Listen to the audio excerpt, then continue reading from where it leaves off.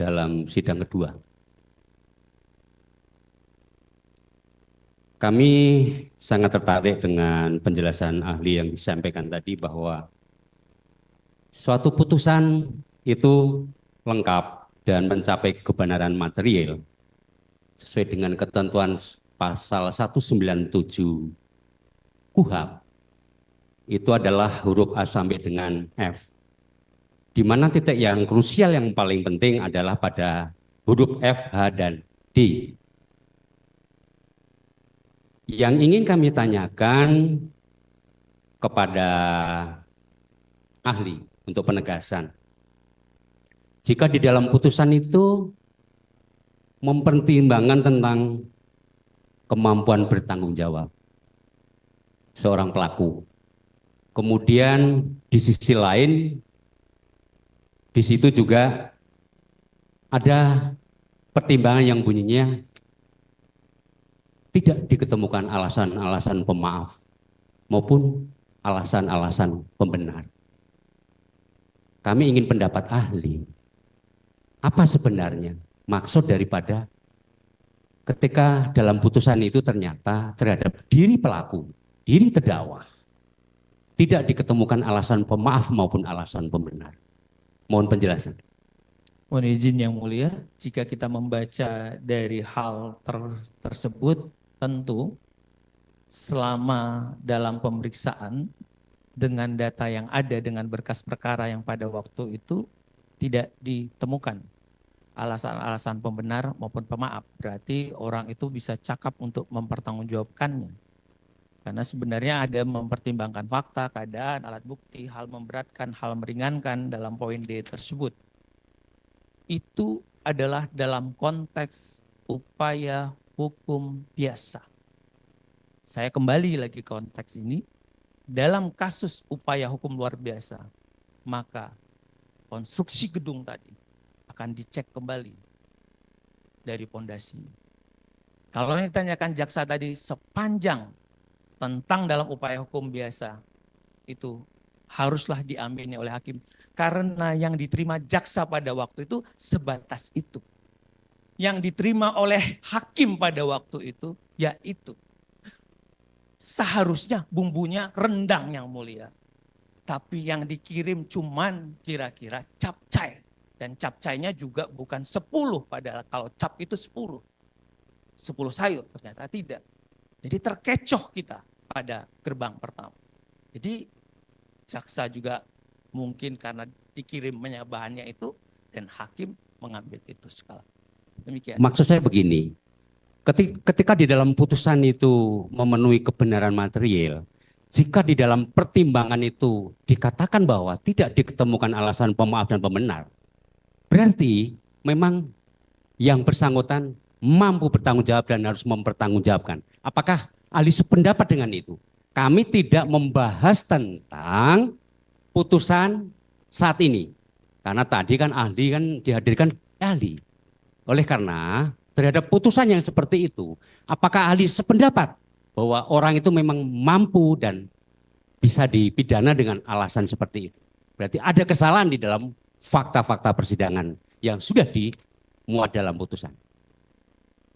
Jangan dipotongnya split begitu. Kalau dipotongnya split begitu ya nggak akan selesai. Enggak, masalahnya kan kami kan Sini, ahli hadir, kami minta pendapat sebagai ahli hukum acara pidana. Saya paham banget. Kadang saya jadi ahlinya jaksa, ahlinya KPK, ahlinya polisi, ahlinya segala macam, bea cukai, imigrasi. Suruh ya, saya akademik, jadi saya lurus. Saya harus letakkan begitu. Kenapa saya letakkan? Kembali, ada teorinya menjadi pisau analisis yang disebut dengan sistem peradilan pidana. Kita nggak bisa nikat, misalnya ada tetesan, kita sangka ini hanya di bawah. Bawah ini bocornya. Sebentar, saya selesaikan dulu ilustrasinya. Tapi ternyata dari awalnya ada yang tidak terang, ada yang tidak lengkap. Kalau itu sudah dijelaskan tadi, kami sudah cukup situ. Kami hanya ingin penekanan, mohon maaf, putusan yang baik dan ke depan akan kita pergunakan. Itu kan yang kami ingin bangun seperti itu, ahli. Yang mulia, Kami dari penasihat hukum keberatan, kita serahkan ke ahli mau dijawab atau tidak mau dijawab. Kalau memang ahli nggak bisa menjawab, ya karena nggak apa-apa. Karena itu tidak relevan dengan apa yang disampaikan, Mulia. Baik, itu pertanyaannya Pak. Pertanyaan, Jangan dipaksa ahli untuk menjawab, Yang Mulia. pertanyaan termohon. Saya akan jawab Yang Mulia. Nah, silakan. Karena saya- Kalau Bapak mau menjelaskannya, silakan. Menurut pendapat Bapak. Yang Mulia, dalam konteks ini adalah harus dilibatkan nih. Ada spesies yang berbeda yang namanya PK. Kalau yang dibahas oleh beliau tadi kan itu masa lalu yang sudah lewat. Tapi saya dihadirkan di sini adalah melihat spektrum, ya kan, yang namanya PK. Saya ingin tarik semuanya. Kalau saya ditarik ke sana itu udah selesai. Makanya ditanyakanlah kepada 263, ada tidak keadaan baru, ada tidak kekeliruan, ada tidak ketidakcermatan. Seharusnya cut-nya di situ. Kalau saudara jaksa masih terkotak-kotak mikirnya begitu, ya nggak bisa selesai Yang Mulia. Saya udah bilang tadi, ini dari bawah pondasinya. Karena sekolahnya itu namanya ada sistem peradilan pidana. Bekerjanya polisi, bekerjanya jaksa, bekerjanya hakim. Kalau di-cut aja seolah-olah adalah putusan hakim, itu namanya lempar badan. Gitu loh. Lempar badan ke hakim dong kalau begitu. Seharusnya ya dari bawah kita lihat. Supaya kita tahu di mana ini sumber masalahnya. Inilah gunanya forum PK tersebut. Gitu Bisa, Pak. bisa Pendapat dilanjutkan? Silakan Pak. Hanya sebatas itu jawabannya? Baik. Selanjutnya. Tadi ahli menekankan juga bahwa pada persidangan yang mulia ini sebenarnya adalah yang menjadi pokok adalah menguji permohonan PK yang dilakukan, yang diajukan oleh para terpidana melalui penasihat hukum. Bahkan tadi juga sudah dijelaskan secara rinci bahwa yang diatur di dalam 263 KUHP itu hanya 3. Hari ini ahli berani menyatakan bahwa di luar itu pun bisa, kalau nggak salah tadi. Walaupun dari hasil persidangan terhadap novum atau fakta yang dihadirkan oleh pemohon, prinsipnya kami tetap dengan tanggapan memori yang kami ajukan. Pertanyaan yang lainnya. Kembali ke masalah, karena ahli hukum pidana berkaitan dengan teori sebab akibat atau dikenal dengan kausalitas, bahwa perbuatan seseorang itu juga mempertanggung dengan akibat, jadi ada hubungan. Nah, menurut ahli ini hubungan sebab akibat dalam hal untuk menentukan bahwa terjadi adanya suatu tindak pidana yang menimbulkan akibat, apakah teori kausalitas itu masih relevan dan perlu menjadi pertimbangan di dalam putusan? Mohon pendapat ahli. Terima kasih Saudara Jaksa Penuntut Umum. Tentu di dalam pidana pasti akan dikaitkan dengan teori kausalitas yang nanti akan dikaitkan dengan teori kesengajaan ataupun kelalaian dan segala macam. Itu akan ada sinergis dan segala macam. Namun di dalam teori kausalitas yang paling pertama dulu adalah selain peristiwa, subjek hukumnya. Orang yang dituju. This, siapa? Sewaktu teori kausalitas itu harus lengkap, duduk dulu orangnya. Kalau orang ini benar-benar pelakunya, kalau orang ini benar-benar dimintailah pertanggungjawabannya dan ditarik akibat perbuatan saudara ini karena orang itu luka, orang itu mungkin luka ringan, luka berat mengakibatkan kematian, maka atas perbuatan saudara tersebut haruslah dimintai pertanggungjawaban secara hukum sepanjang tidak ada alasan pembenar dan alasan pemaaf.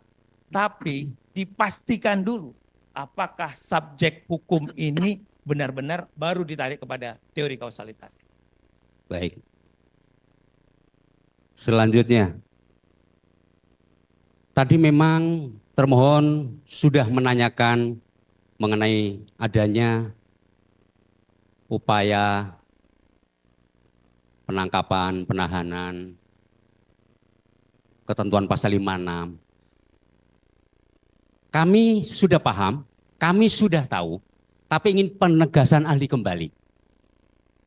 Terkait pra-peradilan, apakah memang sudah diatur secara khusus di dalam KUHP dan bentuk daripada putusan pra-peradilan itu ada berapa? Kami mohon penegasan supaya lebih jelas. Bukan berarti kami tidak paham. Kebetulan hari ini ahli hadir, mohon pendapatnya. Ya, kalau sudah paham seharusnya bisa mengerti. Tapi kalau yang mulia, Bentar, penonton. saya mengundang Bentar, saudara tolong. untuk membaca pasal 1 angka 10. Dijuntukan dengan pasal 77, 78, 79, 80, 81, 82, 83, stop di 84. Itu adalah yuridiksi daripada Prapit. Prapit itu ada 5 matra. Diawali dengan sah atau tidak sahnya penangkapan. Sah atau tidak sahnya penahanan. Sah tidak sahnya mungkin penghentian terhadap penyidikan atau penuntutan. Sah atau tidak sahnya sekarang naik tarik dalam putusan MK 21 penetapan tersangka, penyitaan dan penggeledahan. Putusannya. Putusannya apakah itu ditolak atau diterima? Itu yang kira-kira yang selalu saya ketemu, ditolak karena memang masuk ke dalam pokok perkara, ini segala macam. Oh, ini hanya menguji syarat formil dan segala macam. Itu yang biasa dilakukan dalam praktek peradilan. Karena ada Perma nomor 4 tahun 2006 yang membatasi tentang hal tersebut. Intinya sudah diatur secara khusus dan itu merupakan ranah daripada pra-peradilan. Karena mohon maaf, banyak perkara secara formal dia mengajukan Prapit, tetapi memang tidak bisa membuktikan di mana letak ketidaksahnya penangkapan penahanan, di mana letak tidak sahnya 2 alat bukti, sehingga kadangkala putusan Prapit yang sudah baik dan benar digoreng kemudian dianggap peradilan sesat. Kami tidak sependapat karena mohon maaf banyak rekan-rekan kami tim penasihat hukum dalam menyusun Prapit tidak cukup memperhatikan ketentuan pasal itu. Apakah ahli sependapat seperti itu? Semuanya punya sudut pandang, pasti. Sudut pandang pikirnya jaksa. Sejak awal kita di kuliah sudah disampaikan. Maka peran diferensiasi fungsional tadi, dari sudut mana kita memandang. Tapi kalau kita belajar filsafat hukum, karena memang begitu jadi mahasiswa, ada Philo dan Sophia, cinta pada kebijaksanaan. Maka terhadap itu, bagaimana mata batin kebenaran kita dan keadilan kita. Kalau saya kaitkan tadi dengan deteksi, scientific criminal detection prosedur, ada alat deteksi. Kalau saya membaca dari awal dihalu-halukan ada prinsip-prinsip hukum acara yang dilanggar. Kalau orang ini sudah tidak mendapatkan bantuan hukum, kalau orang ini sudah teriak dengan hal-hal yang tidak sinkron secara puzzle, pasti patut diduga ada sesuatu. Saya khawatir yang mulia, ada kejahatan oknum-oknum tertentu terus dibela institusi, dikemas seolah-olah. Kenapa sih kita tidak mau mematahkan rasa ego kita, mematahkan kita bahwa ada kekeliruan, jangan terus kita kemas. Kan ada sesuatu, saya mengundang saudara, pasal 184 ayat 2, hal-hal yang sudah diketahui oleh umum tidak perlu dibuktikan. Itu clear atas perintah dan kehendak undang-undang. Jika Pario tadi tidak bisa saudara sebutkan itu di mana, why you masukkan dalam dakwaan? Dari mana motor Pario itu? Itu adalah kesalahan terbesar yang dilakukan. Dari mana tidak ada, padahal hukum menyatakan pasal 56, imperatif, wajib, kenapa dikurangi dosisnya? Maka dari perkara ini patutlah kita duga ada pelanggaran-pelanggaran dan prinsip-prinsip yang dari awal dilompati. Ya akhirnya orang yang melompat itu pasti kena, pasti jatuh. Ini yang kira-kira yang mulia. Selanjutnya ada pertanyaan lagi. Kami membaca CV ahli berkaitan dengan spesial penyertaan terkait hukum adanya penyertaan dan sebagainya, kalau tidak salah tadi ya. Baik. Kami menanyakan tentang penyertaan ini katakanlah pelakunya memang lebih dari satu dan telah terjadi kesepakatan atau bersama-sama. Namun si pelaku ini tidak sampai selesai dia melakukan perbuatan pidananya. Tetapi ada niat, ada kehendak bersama. Apakah terhadap kasus yang ikut melakukan tindak pidana tetapi tidak sampai selesai, menurut pendapat ahli, bisakah itu dianggap sebagai penyertaan? Mohon pendapat ahli. Siap, Yang Mulia, ini diatur dalam pasal 55 dan 56. Di situ sangat jelas. Sepanjang ada keinginan yang sama, sepanjang ada perbuatan fisik yang bersama, tentu dapatlah dikategorikan. Tapi untuk itu juga ada juga dalam pasal pidana yang menyatakan tentang percobaan pidana. Karena tidak selesainya perbuatan tersebut. Akhirnya jaksa biasanya akan mengidentifikasi dalam dakwaannya Yang Mulia. Kualifikasi apa yang dikenakan kepada orang yang tidak selesai. Kualifikasi pasal yang mana yang harusnya diterapkan. Jangan dipukul rata seperti dalam kasus ini. Ini yang memang menurut kita kurang begitu tepat. Tapi yang disampaikan oleh saudara jaksa adalah relevan. Yang tidak dilakukan adalah identifikasi atas persoalan ini. Si A melakukan apa, si B melakukan apa. Kalau hanya cuma memukul, kalau hanya ini kan ada pasal-pasal lain.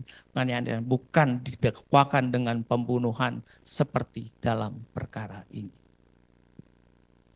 Kami lanjutkan. Ketika kami membaca atau menafsirkan ketentuan 265 KUHP, selaku termohon menjelaskan bahwa pada pokoknya ketentuan 265 KUHP mensyaratkan hakim yang ditunjuk terkait sidang PK bukanlah hakim yang menyidangkan perkara semula. Sedangkan hakim yang ditunjuk menyidangkan perkara PK dibatasi kewenangannya, yakni sebatas penilaian formal. Sedangkan penilaian material merupakan kewenangan Mahkamah Agung RI. Yang kami tanyakan dan perlu pendapat ahli berkaitan dengan pendapat ahli maupun yang telah ditanyakan oleh tim penasihat hukum, makna dari 265 yang seperti ini seperti apa? Mohon penegasan ahli. Karena ahli adalah ahli hukum acara pidana. Itu 265 ayat berapa ya? Pasal 265 semua. 265 itu Iya. ada ayat 1, ayat 2, ayat 3, ayat 4, Betul. ayat 5. Kalau kita masuk satu komplek bingung kita. Baik.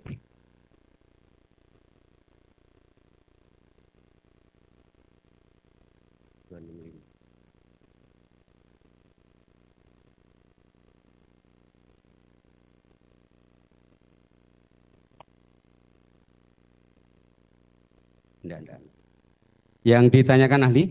Karena saya tidak melihat ada kata formal, hanya melihat formal itu di mana ya? Apa buku kita beda ya?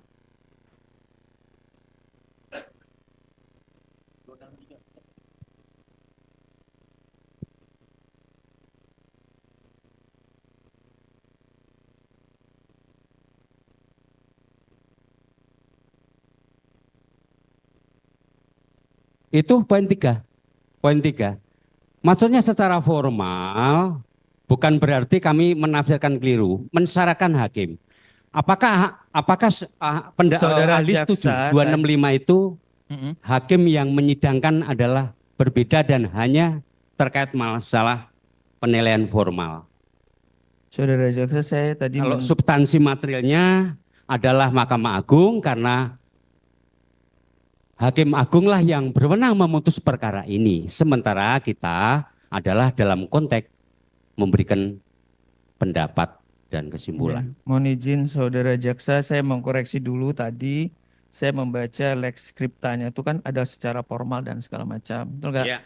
Tapi wajar kita salah, kita hilap. Sementara di 265 ayat 3 itu tidak ada narasi seperti itu. Ya, karena kalau membaca undang-undang itu diksinya harus jelas. Karena kita sekolah hukum. Jadi kalau saya membaca 265 ayat 3 atas pemeriksaan tersebut dibuatlah berita acara pemeriksaan yang ditandatangani oleh hakim, jaksa, pemohon, panitera. Berdasarkan berita acara itu dibuatlah berita acara pendapat yang ditandatangani oleh hakim dan panitera. Terus kalau di sini ada kata pemeriksaan, Kalau mohon izin dikaitkan pasal 1, pasal kan syarat formal itu. pasal 265 ayat 1. Ketua pengadilan setelah menerima permintaan peninjauan kembali sebagaimana dimaksud dalam pasal 263 ayat 1 menunjuk hakim yang tidak memeriksa perkara semula yang dimintakan peninjauan kembali tersebut memenuhi alasan sebagaimana dimaksud pada pasal 263 ayat 2. Untuk Betul. Berarti tafsiran 265 hakim yang ditunjuk menjalankan perkara sebatas penilaian formal. ya, kalau itu dibaca oleh orang yang sekolah ansih daripada membaca undang-undang. Tapi kita sekolahnya hukum. Hukum bisa ada rasa keadilan. Hukum tertulis dan tidak tertulis. Karena pendapat ahli maupun penasihat hukum yang lain juga berbeda. Kami menghargai itu. Nggak apa-apa. Makanya sepanjang kita menemukan gejala deteksi Iya. fakta-fakta tadi. Baik. Jangan kita abaikan ada fakta-fakta Baik. yang kurang. Kami sependapat itu. Baik. Lanjut Pak, kalau ada pertanyaannya.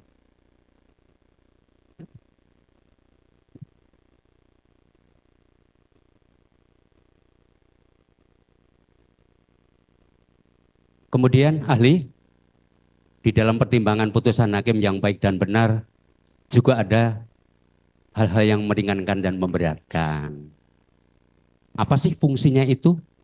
Apa makna daripada memberatkan? Apa makna daripada yang meringankan? Mohon penegasan dan pendapat ahli. Yang mulia, tentang hal-hal yang memberatkan dan meringankan itu diatur dalam pasal 197 huruf D. Di dalam huruf D itu hakim wajib melihat apa yang sebenarnya. Tapi dalam keadaan putusan yang sering dilakukan oleh mahasiswa dalam skripsi, dalam tesis selalu melihat hal-hal yang memberatkan. Apakah itu memang melukai masyarakat, kejahatan yang luar biasa, kejahatan yang nyata-nyatanya dilarang. Misalnya kalau itu adalah pembunuhan, korupsi, yang serius segala macam. Itu adalah hal-hal yang memberatkan, bikin resah orang, bikin gangguan. Bentar Pak ya, kita skor dulu ya untuk kemenangan azan ya. Kita skor.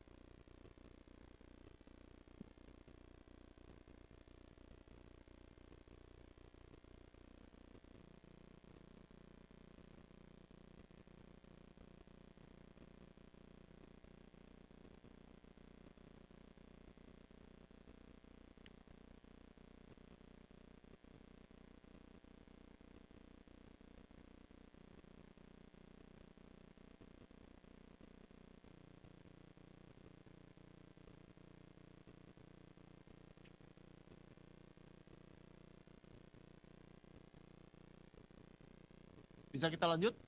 Dari pemohon? Dari termohon? Bisa? Ya. Skor cabut ya, sidang ternyatakan terbuka untuk umum. Silakan Pak, dilanjutkan pertanyaannya. Baik. Yang mulia, saya lanjutkan tadi pertanyaan saudara jaksa menyatakan bagaimana melihat hal-hal yang memberatkan dan meringankan. Kalau tadi memberatkan sudah disampaikan, antisosial, keresahan dan segala macam, dan perbuatannya adalah serius, tentu itu menjadi pertimbangan di dalam persidangan. Hal-hal yang meringankan kalau kita lihat itu misalnya terdakwa jujur, tidak berbelit-belit. Hal yang meringankan usianya masih muda. Hal yang meringankan biasanya tulang punggung keluarga. Cenderung hal-hal meringankan itu lebih kepada sisi humanis. Padahal secara akademik kita kepengen juga itu hal-hal yang meringankan masuk ke tadi identifikasi. Apakah orang tersebut pasif, aktif, maksimal melakukan tuntas. Tapi dalam putusan-putusan tampaknya sekali lagi kami membaca di akademik terhadap putusan itu hanya mempertimbangkan aspek humanis. Demikian. Kami lanjutkan yang mulia. Tidak banyak. Kalau PH tadi kan 1 jam lebih. Gak apa-apa, Bapak mau 1 jam lebih, saya berikan juga Tidak. 1 jam. Ya. Kebetulan beliau Ya, jangan kesempatan Bapak yang agak baik tidak berikan bisa 1 bertanya. jam. Bapak 1,5 jam juga boleh. Silakan Pak. Baik, kami lanjutkan. Jadi hilang pertanyaan. Saudara ahli menyikapi putusan peninjauan kembali yang telah menjadi jurisprudensi khususnya perkara pidana. Kalau tadi tim penasihat hukum menitik beratkan kepada 3 poin di 263 ayat 2 dan 3 KUHP, adanya novum, adanya pertentangan berbagai keputusan, adanya kekhilafan maupun kekeliruan hakim. Kemudian ahli tadi menambahkan hal yang baru. Yang ingin kami tanyakan, apakah selama ahli, selaku dosen, selaku meneliti tentang putusan-putusan PK pidana, sudahkah melakukan putusan yang dikabulkan itu di luar 3 item tadi? Atau masih sebatas yang 3 item novum, adanya pertentangan berbagai keputusan, dan adanya kekhilafan atau kekeliruan hakim. Hal ini penting supaya setelah sidang ini selesai, semua apapun putusannya harus kita hormati dan diterima semuanya oleh masyarakat. Mohon pendapat ahli. Ya, Majelis Hakim sepanjang yang kami perhatikan dari segi akademis tentu secara limitatif yang disebutkan di dalam KUHP. Itu yang memang tampak dalam praktek peradilan saat ini. Tapi, namun PK ini sering sekali muncul itu bukan dari institusi itu sendiri, yang mulia. Jadi di luar. Jadi bukanlah ada pengakuan, oh kami memang salah, memang ada pelanggaran, tidak ada sepanjang PK itu. Lebih kepada munculnya keadaan baru, ada kadang hal kesaksian baru, seperti Rian Jombang, betul kan? Termasuk dalam kasus-kasus yang tertentu itu muncul. Ini yang kadang mempertimbangkan Majelis Hakim Mahkamah Agung untuk melihat operandi itu. Oh ini ternyata ada nih orang lain yang mengaku, padahal enggak segala macam. Itu yang tadi kita bilang, kok bisa di tingkat kita lolos? Apa yang dilakukan pada waktu itu? Alat bukti apa yang dilakukan pada waktu itu? Padahal orang sudah dijatuhkan hukuman tetap. Maka saya kembali kepada esensi jiwa ruh daripada peninjauan kembali tadi. Ada hak originalitas. Padahal ini adalah panggung pembelaan buat si terpidana. Saudara jaksa sebenarnya you clear, kamu sudah menyelesaikan pekerjaan itu secara baik. Tapi izinkan hari ini terpidana menggunakan hak originalitasnya, entitas dia atas kekeliruan negara menghukum, atas orang-orang yang menghukum dan merampas hak dia. Sehingga dia bongkar kembali konstruksi tersebut. Dan kembali ke dalam sistem peradilan pidana. Dimulai daripada pintu masuknya perkara. dengan azas diferensiasi fungsional tadi. Di situ kira-kira titik poinnya yang mau saya sampaikan yang mulia. Ahli, tadi ahli juga sempat melakukan semacam eksaminasi perkara terkait pertanyaan PH mengenai DPO, kemudian hal-hal dalam putusan yang tidak sesuai, sinkron dan sebagainya, bahkan menafsirkan tentang ketika DPO para saksi sudah ke rumah. Kami juga mencermati putusan secara klik. Kalau menurut ahli tadi kan harus klik, telusur, telisik, teliti. Izinkan kami berbeda pandangan.